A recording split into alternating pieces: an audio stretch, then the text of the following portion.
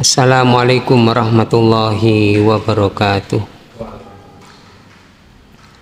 Alhamdulillahirabbil alamin wal aqibatu lil muttaqin. Allahumma lakal hamdu wa lakas syukru kama yanbaghi lil jalali wal ikram. Allahumma rabbi zidni ilma warzuqni fahman. Allahumma sholli ala Muhammadin wa alihi tahirin wa sahbihi ajma'in wa man tabi'ahum bi ihsanin ila yaumiddin. Amma ba'du, faya ayuhan nas, usikum wa nafsi bitaqwallah bimtisali awamirihi wajtinabi an jami'i nawahi wa bittiba'is sunnah rasulihi sallallahu alaihi wa alihi wasallam wa sunnatil khulafa'ir rasyidin al-mahdiyyin radhiyallahu anhum.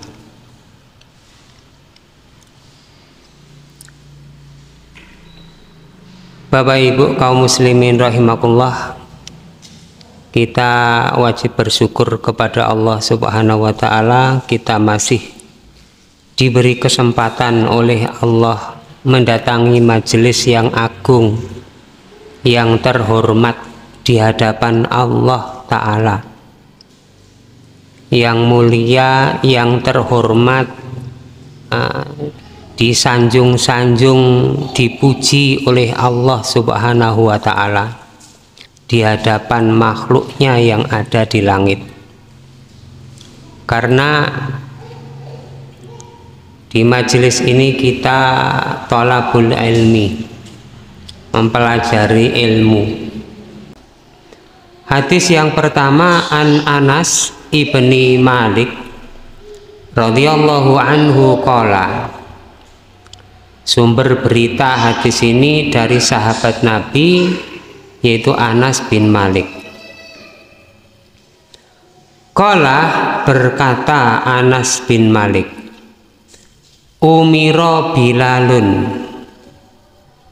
Bilal itu diperintah. Jadi Bilal diperintah. Siapa yang memerintah ini? Ya, Rasulullah Sallallahu alaihi wasallam. Diperintah untuk apa? Ayas fa'al adzana, untuk menggenapkan adzan.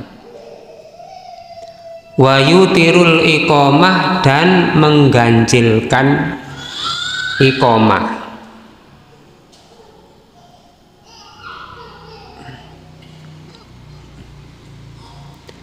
Jadi dalam hadis ini Rasulullah Sallallahu alaihi wasallam memerintahkan kepada sahabat Bilal, sahabat sinten yo? Nggih, Bilal. Bilal itu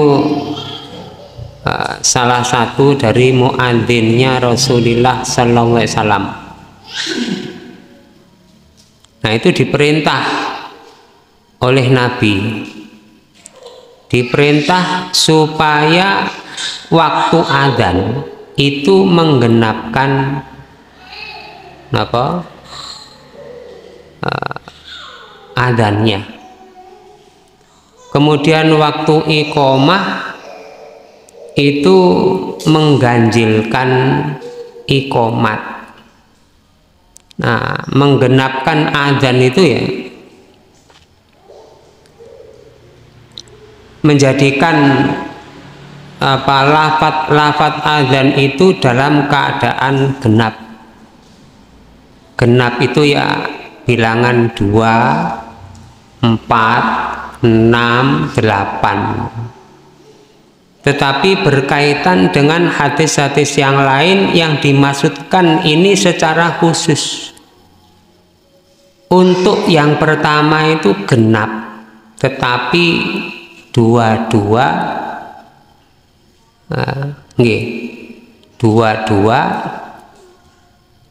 terus dua, kemudian dua. Nah, jadi takbirnya ada 4, 22, 22. Nggih. Allahu Akbar, Allahu Akbar, kan 2. Allahu Akbar, Allahu Akbar, jadi 4. Nggih. 2 takbir, 2 takbir, bukan 22 tadi. Kalau 22 jadi, kalau 22 kan 4, 22 4. Jadi yang benar 2 takbir, kemudian 2 takbir, jadi 4 takbir. Nah itu masih termasuk ayas fa'al adzan.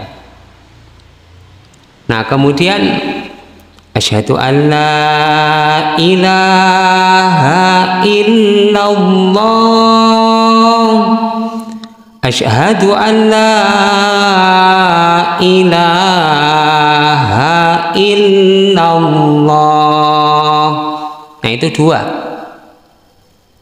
Nah demikian juga asyhadu anna Muhammadar Rasulullah, kemudian hayya 'alas sholah 2 kali, hayya 'alal falah 2 kali, dan khusus ya, setelah takbir Allahu Akbar, Allahu Akbar, la ilaha illallah, tahlilnya berapa kali?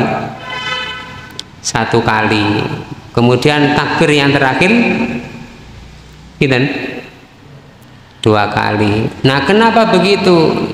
Nah katanya disuruh untuk menggenapkan, ya menggenapkan yang genap.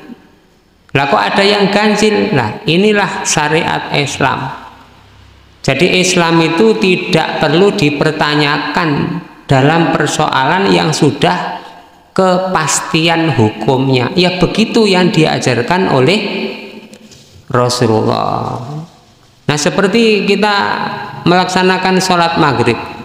Nah, kenapa sholat maghrib tidak 1 rakaat saja? Atau kenapa sholat duhur tidak 2 rakaat? Sebab kalau 4 rakaat kan panas, kan lebih baik diringkas saja 2 rakaat. Nah kenapa? Nah dalam urusan syariat, perkara ibadah khususnya yang mahdhah itu kita kaum muslimin tidak perlu mempertanyakan. Nah yang mempertanyakan berarti ragu-ragu terhadap apa yang disampaikan oleh Rasulullah Sallallahu Alaihi Wasallam. Dan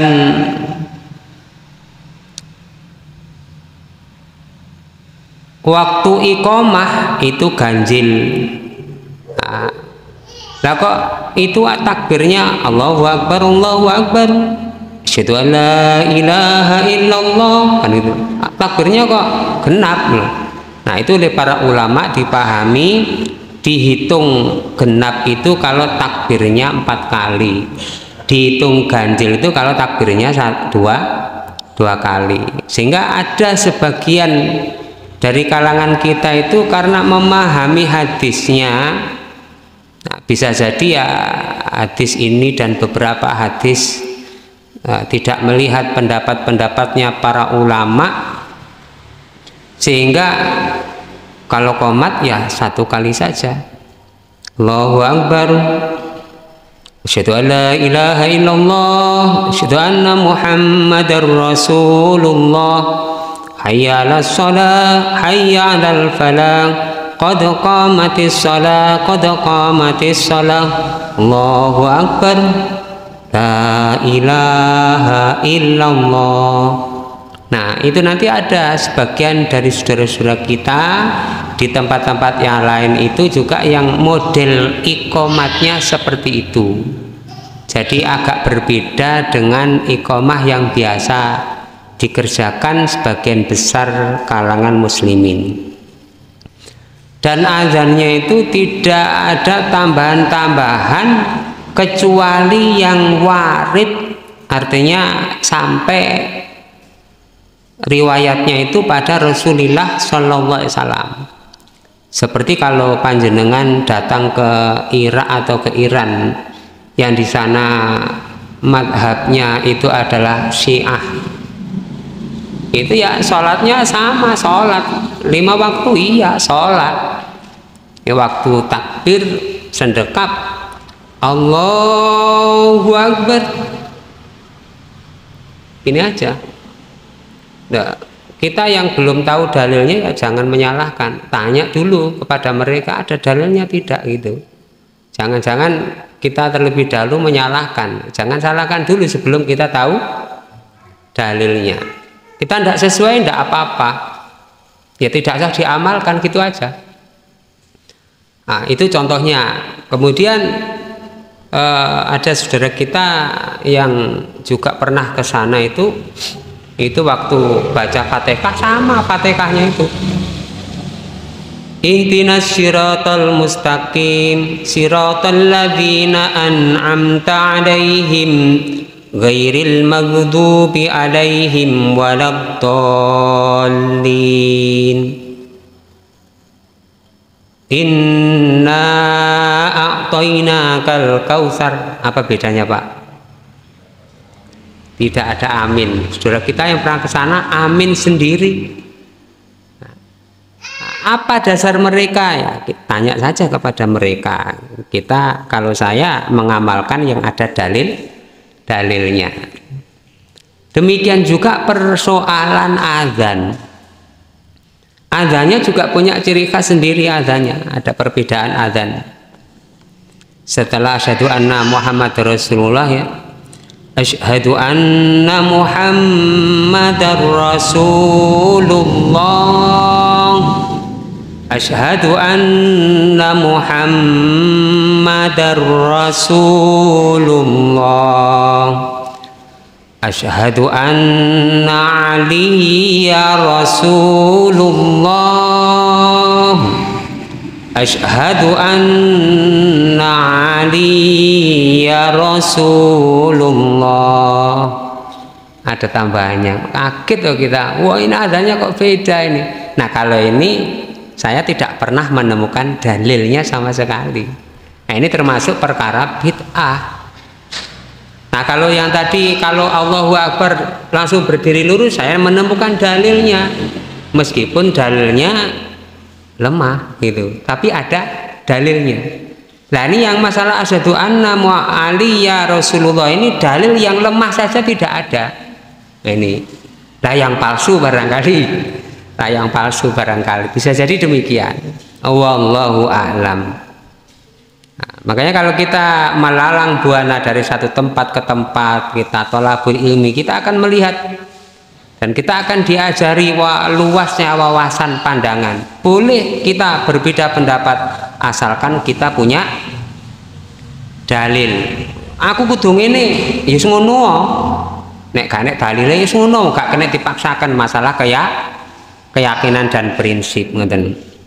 Nah, kados tiang-tiang niku lho, nek wancine subuh imame gak ate kunut, Allahumma hdina fi man hadait wa afina fi man afait wa tawallana fi man tawallait wa qina bi rahmatika syarra ma qadait fa innaka la taqdi wa la yuqda alaik. Ngoten niku dan seterusnya dan seterusnya. Nah, kemudian kalau imamnya itu tidak pakai kunut ngoten niku. Allahu Akbar selesai salam, Allahu Akbar sujud sahwi. Nah, ngoten niku. Padahal kunut itu bukan perkara yang wajib di dalam sholat, hukumnya sunnah. Subuh kunut dan tidak itu ikhtilaf para ulama. Ikhtilafnya para ulama. Lah ini misalnya kula mboten sepakat, walaupun saya tidak sepakat kunut subuh itu diberlakukan Allahumma hdina fi man hadait, bagi mereka yang pakai kunut seperti silahkan. Karena apa? Nanti urusan sholat itu bainana wa bainallah, antara kita dengan Allah Ta'ala. Nah kemudian kalau tidak sesuai lah, wa alaihim, wa alaihim, atas tanggungan dosa mereka itu kalau tidak sesuai. Wallahu a'lam. Lah niki contoh. Nah kita kembali kepada hadis yang pertama. Maka dalam hadis ini menunjukkan wujubul adzani wal iqamati, wajibnya adzan dan iqamah akhdan min sighatil amri as-sadiri minan nabi sallallahu alaihi wasallam. Jadi wajibnya adzan dan iqamah itu sigotnya, jadi kalimat-kalimatnya, lafaz-lafaznya itu ya, itu perintah yang langsung dari Nabi Shallallahu Alaihi Wasallam. Nanti akan kita dapati di dalam kitab-kitab hadis, termasuk di kitab Sahih Bukhari, itu disebutkan asal usul adzan itu. Nah, kemudian ada para sahabat itu yang ada yang bermimpi diberitahu oleh malaikat dengan wujud seseorang, lafal adanya begini.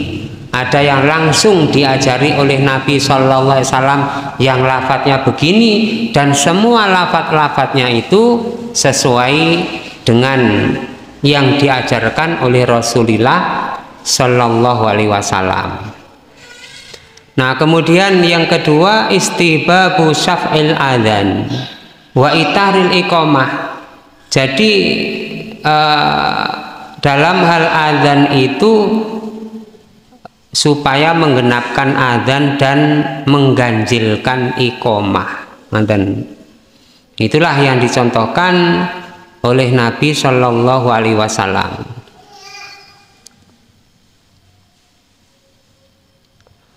Nah, secara khusus di dalam hadis ini, berdasarkan juga hadis-hadis yang lain, yang dimaksud bisafil adzan ma'ada at-takbiratil arba' fi awalihi, menggenapkan adzan selain takbir tadi yang sudah saya jelaskan, takbir yang 4 di permulaannya. Kemudian juga selain wa kalimatit tauhid fi akhirih, kalimat la ilaha illallah. Kenapa? Karena ini adalah khusus dari Rasulullah Sallallahu Alaihi Wasallam. Demikian juga waktu iqamah, waktu iqamat itu ada khususnya pada lafal qad qamatis shalah, itu 2 kali. Jelas nggih Pak Bu? Mugi-mugi saged dipahami pengertian hadis yang pertama nih. An Abi Juhaifah, hadis yang kedua, menawi urut-urutan hadis dari permulaan nggih nomor 69. Wahbu ibnu Abdillahi As-Sawai qala, Abu Juhaifah itu berkata, ataitu an-nabiyya sallallahu alaihi wasallam, saya mendatangi Nabi, datang kepada Nabi, wa huwa fi qubbatillah, beliau berada di kemah, tenda ya. Lahu, yang padanya, miliknya Nabi ya, hamro'a min adamin, kemah itu berwarna merah, min adamin, dari kulit. Adamin itu bentuknya dari akar katanya adimun, kulit. Yang dimaksud kulit yang sudah disamak. Sumerep sedanten nggih, kulit yang sudah disamak diproses. Jadi melalui proses-proses pengeringan, dari bahan-bahan dasar diolah sampai bisa menjadi bahan jadi. Nah, itu bisa dipakai untuk wadah makanan atau minuman, tempat-tempat gentong air, atau ya kemah-kemah atau tenda atau dan lain sebagainya. Ini warnanya merah, mantan. Qala, berkata Abu Juhaifah, fa kharaja Bilalun biwaduin, Bilal keluar dengan membawa air wudhu. Waduk itu pasti alat wudhu, yang dimaksudnya alat wudhu berisi air. Alat wudhu air dalam timba berisi air yang sudah dipakai oleh Nabi Shallallahu Alaihi Wasallam. Bilal keluar. Famin nadhihin wa nailin. Maka ada orang yang mengambil, mendapati air itu, wa nailin, dan juga orang yang kemudian mengambilnya. Maksudnya hadis ini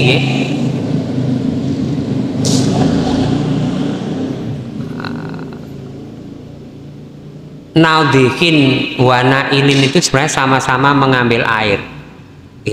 Cuman dalam bahasa Arab itu dibedakan. Kalau nadhih itu sama dengan arros, arrosu. Yang dimaksud apa? Al-akhdhu minal ma', mengambil air alladzi tawaddu'a bihin nabiyyu sallallahu alaihi wasallam, air yang dipakai oleh Nabi berwudu. Nah, yang pertama kali sesudah Nabi wudu, ngoten nggih, dalam wadah itu, kemudian para sahabat yang pertama kali mengambil air wudu, saged dipahami nggih? Itu yang dimaksud dengan nakhidin. Tujuannya apa? Lit tabaruk, untuk tabaruk, mendapatkan keberkahan, mencari berkah dari bekasnya Nabi Sallallahu Alaihi Wasallam. Padahal air-air di tempat lain juga banyak, tapi para sahabat itu senang untuk mencari barokahnya Rasul. Demikian juga an-nail itu akhdan man akhoda min wudu'ihi alaihi salatu wassalam. Nah, sesudah para sahabat mengambil yang pertama, bekasnya para sahabat ini, tapi tetap sumbernya dari timba dari Nabi tadi, itu diambil untuk wudhu. Jadi kayak antrian gentenan. Nah, itu tujuannya juga untuk tabaruk. Tabaruk itu mencari berkah, barokah, ngalap berkah. Cara saniki tiranten sebutan ngalap berkah, tilas tak yai, ngoten nggih. Kersa. Ngoten. Di sini itu dibenarkan karena apa? Kepada Nabi Sallallahu Alaihi Wasallam itu secara khusus. Nah, secara khusus ini hanya berlaku khususiyah, mencari berkah, ngalap berkah itu kepada Nabi Sallallahu Alaihi Wasallam dari bekas-bekasnya Nabi.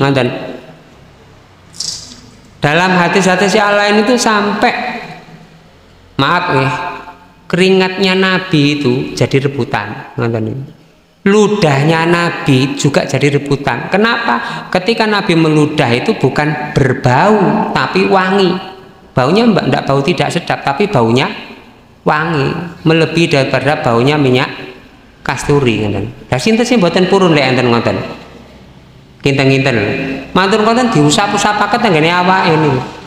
Secara logika barangkali kita jijik, tapi praktek kenyataannya sahabat merasakan seperti itu. Ngoten. Bahkan ludahnya Nabi saja itu bisa menjadi obat sakit mata.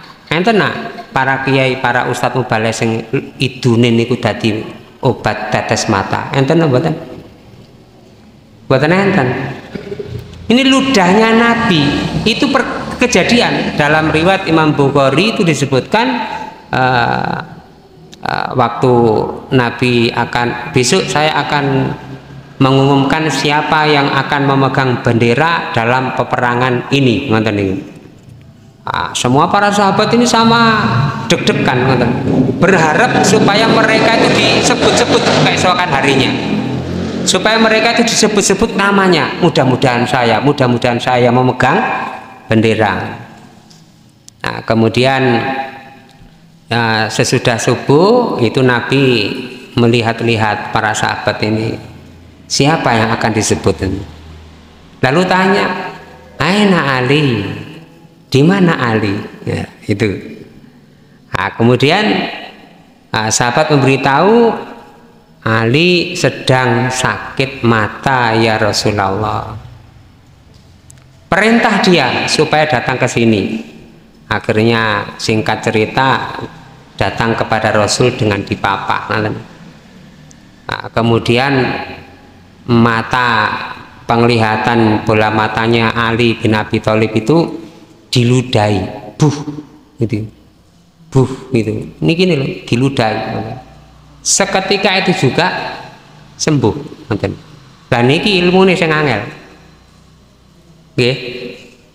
Tiange ilmune sing angel nggih ngeten iki. Kados para sahabat niku ada kepala desa pimpinan kampung yang sakit karena disengat kalajengking. Rombongan sahabat sebelumnya sudah datang ke desa itu minta bantuan makanan tapi tidak diberi. Nah, kemudian karena kepala desanya atau pimpinannya itu sakit, baru dia disengat kalajengking atau binatang-binatang, minta pertolongan kepada para sahabat, siapa di antara kalian bisa mengobati penyakit saya? Lalu ada salah satu sahabat itu yang angkat bicara, saya. Oh ya silakan, adik diajak ke rumahnya.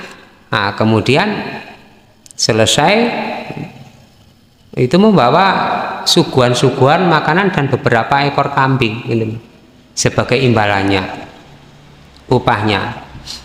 Nah, kemudian sahabat bertanya, kamu apakan itu yang sakit itu? Ya, saya bacakan surat Al-Fatihah. Itu saja. Iya, saya berdoa kepada Allah dengan membaca surat Al-Fatihah itu diberi kesembuhan. Bismillah, sembuh. Nah, dan ini ilmu ini yang perlu ditolaki nggih. Aku lan jenengan maca Fatihah bolak-balik loro ya gak waras-waras sih. Nah, ini ada apa ini? Ini ilmunya nih. Saya sendiri sampai juga begitu. Ilmunya nih gitu. Ya napa kok saged konten para sahabat itu. Nah, ternyata Nabi sallallahu alaihi wasallam ataupun para sahabat itu mempunyai karomah, mempunyai keistimewaan tersendiri dibanding dengan kita. Nah, kula jenengane kakean dosa. Ngoten lho. Tedanane iki kadang-kadang ngawur, malane lara kena diabet. Kan ngawur.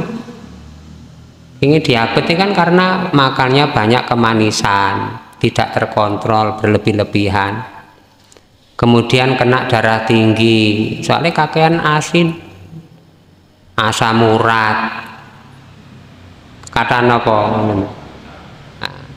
Sesuatu yang berlebihan, tidak memperhatikan nasihat nih. Lewis kadung ngeten iki istighfar sing kathah ngoten. Nek kula jenengan diparingi musibah sakit buatan waras-waras istighfar sing kathah kakean dosa. Banyak melakukan kedoliman. Makanya di saat-saat yang kita butuh pertolongan itu kita harus mengakui kita itu banyak dosa, banyak kedoliman.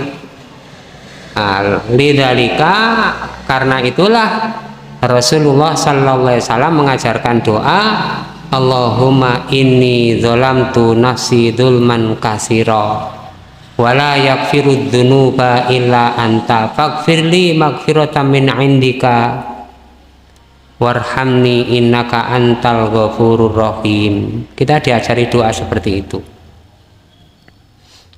Nah, bangsul tenggene hadis nggih. Jadi ada orang yang mengambil bekas air wudhunya Rasulullah untuk tabaruk. Nah, itu khusus kepada Nabi, tidak kepada selain Nabi.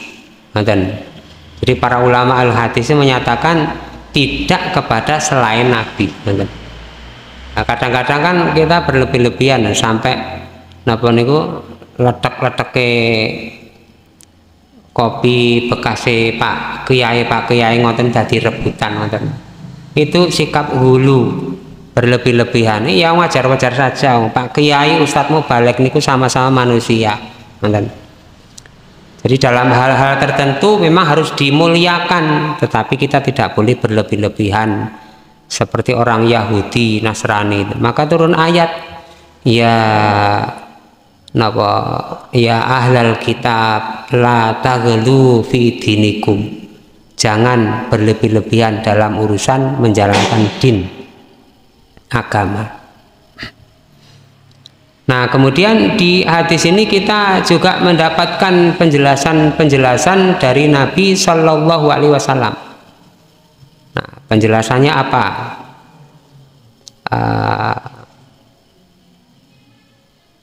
Setelah selesai wudhu, kemudian fatwa doa, ini ku diterjemahkan nggih. Famin nadhihin wa nailin qala fa kharaja Nabi sallallahu alaihi wasallam, Nabi keluar wa alaihi kulatan hamra, beliau memakai pakaian merah. Pakaian berwarna merah ini bukan merah-merah matang, tapi merah yang menurut kata para ulama itu merahnya bukan merah nyel, tapi ada garis-garis bercampur, ada warna hitam, ada warna-warna. Nah, yang lebih menonjol itu adalah warna merah, mantan. Karena di dalam hadis yang lain kaum muslimin dilarang menggunakan baju yang nyel warnanya itu merah kematangan. Naha Rasulullah sallallahu alaihi wasallam anil mayasiril hamr. Jadi Nabi melarang menggunakan pakaian berwarna merah nyel ngoten niku. Nah, kalau ada warna merah ya warna merah yang bercampur ngoten. Tidak tahu garis-garis atau corak itu tidak ada masalah. Itu dalam hadis yang lain urusan berpakaian kita juga diajari ini tidak boleh, ini boleh. Kenapa? Itu termasuk tasabuh ngoten. Tasabuh. Nah, simbol-simbol yang merah-merah. Warnanya merah. Kalau merahnya merah yang tadi bercampur, tidak terlalu mencolok warnanya, nah itu tidak menjadi persoalan. Hatta ka'ani angduru ila bayadi sakohi. Nabi menggunakan baju warna merah itu biasa baju-bajunya Nabi itu ada izar, ada selendang. Izar itu pakaian yang dipakai, kemudian ada selendangnya yang dipakai biasanya untuk apa niki? Nah, sarban atau ditaruh di leher gitu. Nah, itu biasa bajunya Nabi itu seperti itu. Nah, sampai kata Bilal itu ka'ani angduru ila bayadi sakohi, seolah-olah saya melihat putihnya dua betis beliau.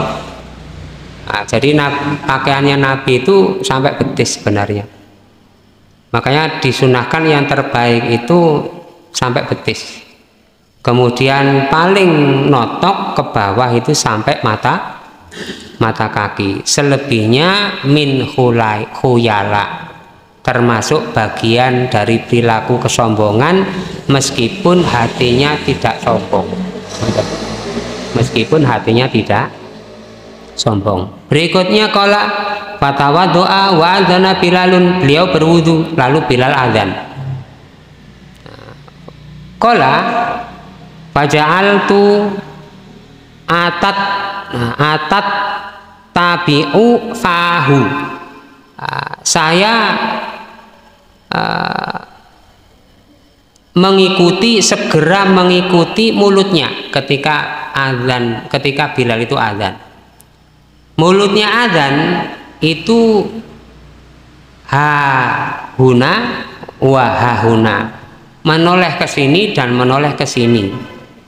Yaqulu kata rawi yaminan wa shimalan, artinya menoleh ke kanan dan ke kiri itu pada lafaz hayya 'alas shalah, hayya 'alal falah.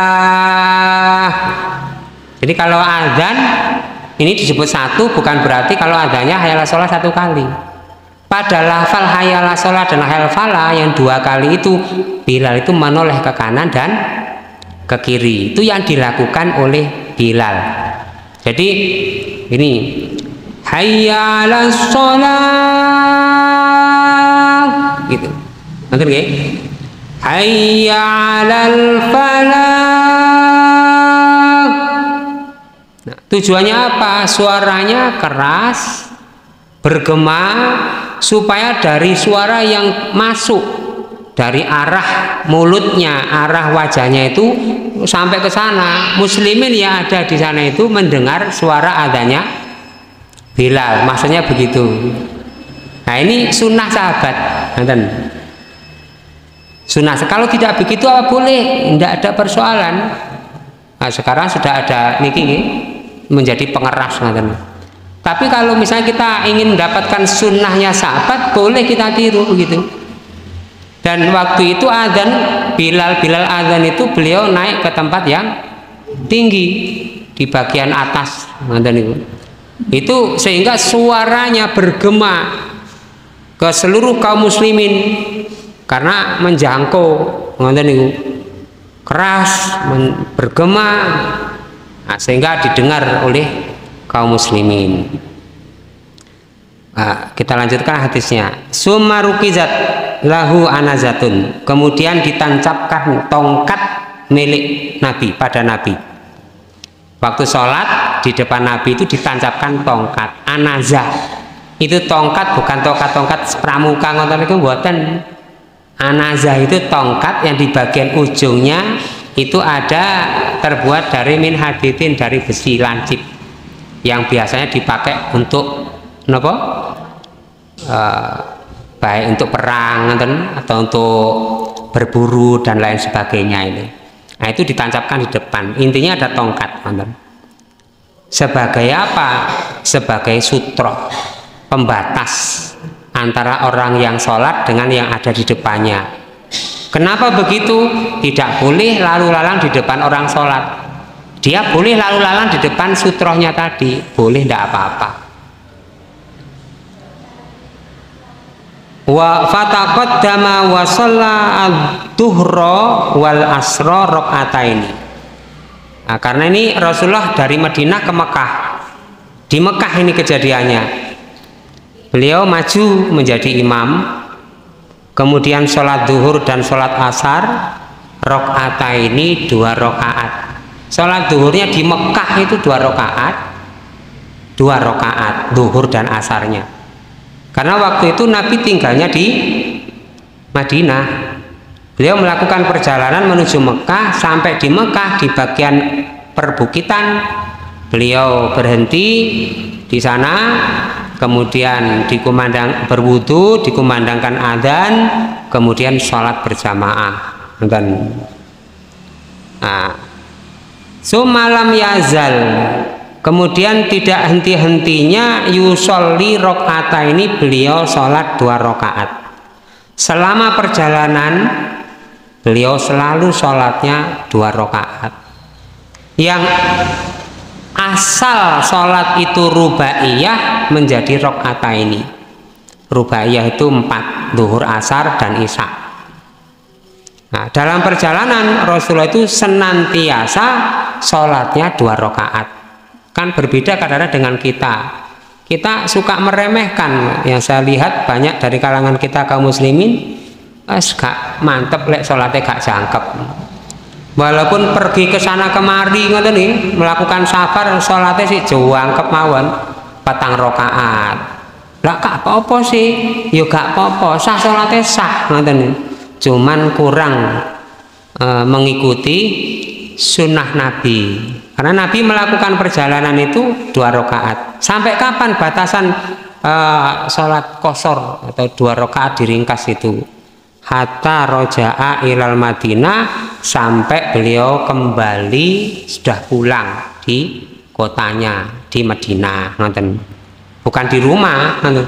Walaupun di situ ya di tempatnya sudah memasuki kota Madinah, tempat tinggalnya, baru beliau memberhentikan qasornya, sholat 2 rakaat. Bapak Ibu kaum muslimin rahimakumullah, ya, dalam hadis yang panjang ini sebenarnya sangat banyak sekali pelajaran-pelajaran yang kita ambil atau kita dapatkan.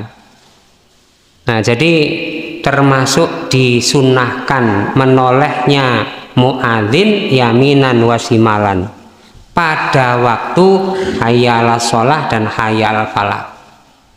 Adzan Bilal itu sebagaimana para ulama dulu menjelaskan.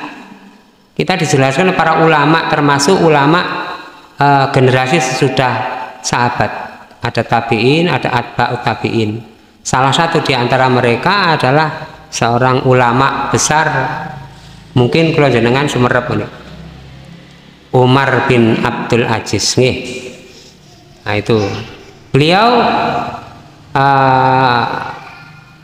ketika waktu sholat tiba, beliau menyuruh para muadzin, selalu mewasiatkan, menasihati muadzin, kalau adzan itu yang benar, kalau adzan yang benar.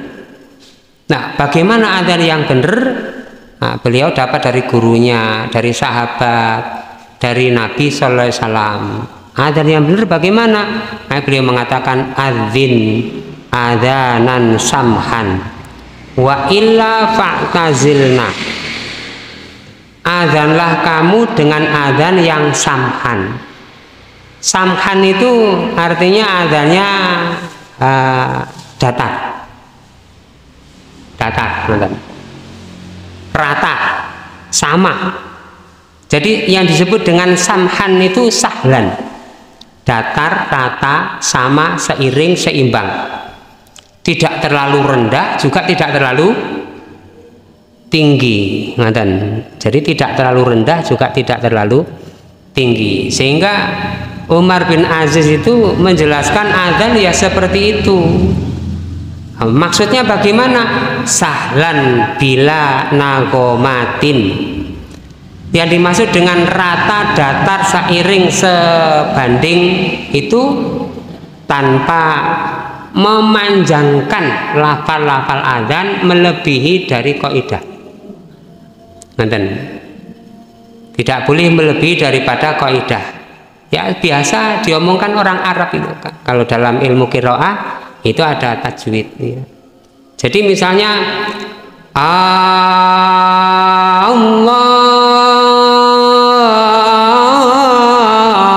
Akbar, Allahu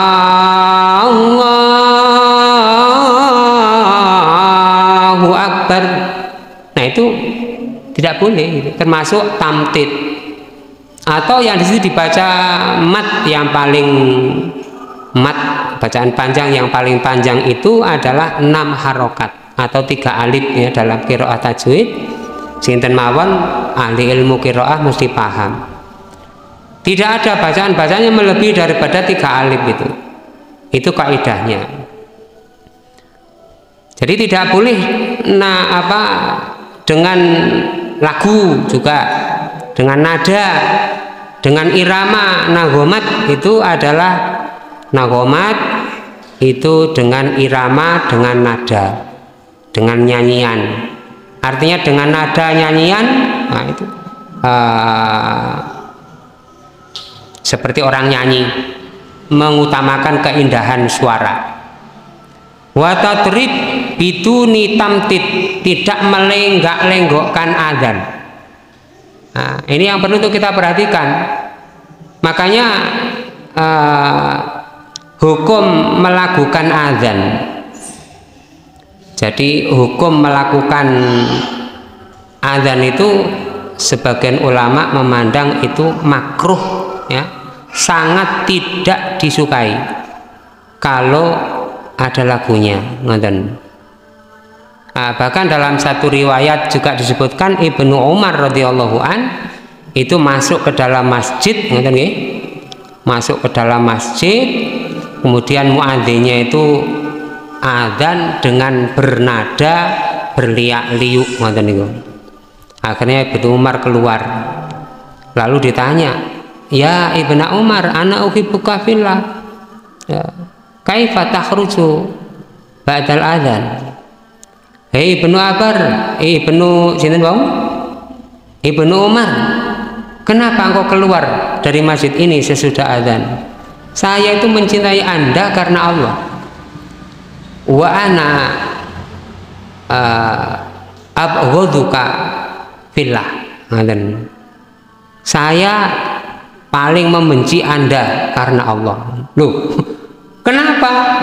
Ya, karena Anda mengumandangkan adzan dengan bernada, berirama.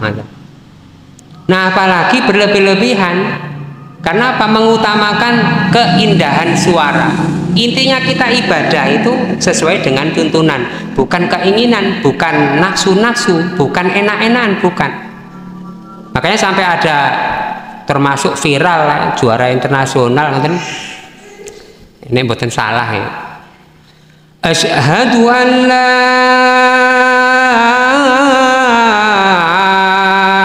ilaha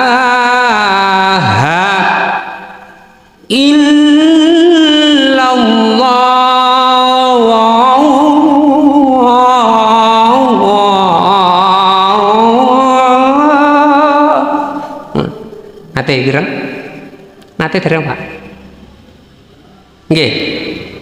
Jadi azannya sampai dibuat lekak-lekuk. Nah, itu ini namanya apa tadi itu bitaghoni wa tadrib tamtid ngoten. Nah, ini azan yang makruh, yang tidak disukai. Nah, kalau sampai azan itu keluar dari kaidah-kaidahnya, maka itu sudah menyalahi. Nah, kalau asal usulnya azan bagaimana ya? Biduni taghoni wala tamtid wala tamrid. Jadi tidak bernada, juga tidak bernada berirama atau dilenggak-lenggok, itu tidak. Makanya samhan itu datar. Nanti akan kita temukan dalam babul adzan di dalam kitab Bulughul Maram itu ya, di syarahnya akan kita temukan kalau adzan itu datar. Jadi meninggi tapi seimbang, serata, kalau pakai lagu ya sesuai dengan kaidahnya saja. Contohnya Allahu Akbar, Allahu Akbar. Nah, itu kan enak didengar Mas ya. Enak no betul nggih? Allahu Akbar, Allahu Akbar. Asyhadu an la ilaha illallah. Asyhadu an la ilaha illallah. Asyhadu anna Muhammadar Rasulullah. Asyhadu anna Muhammadar Rasulullah. Hayya 'alas shalah, hayya 'alas shalah, hayya 'alal falah, hayya 'alal falah. Allahu Akbar, Allahu Akbar. La ilaha illallah. Datar, rata, seimbang.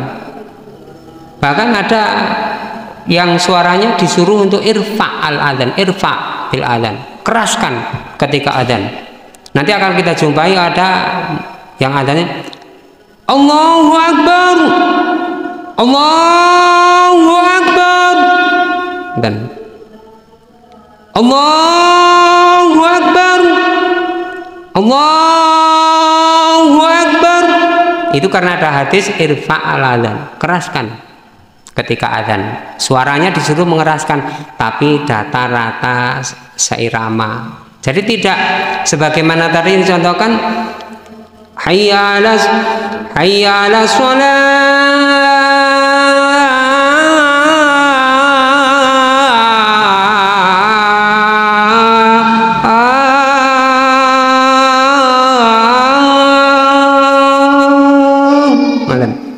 Tidak demikian. Niku kan contoh mawon, kalau paringi contoh artinya itu akan merubah kaidah. Jenengan hitung mawon, yang lebih daripada alif tadi sudah berapa alif itu? Hayya 'alas shalah, hayya 'alas shalah.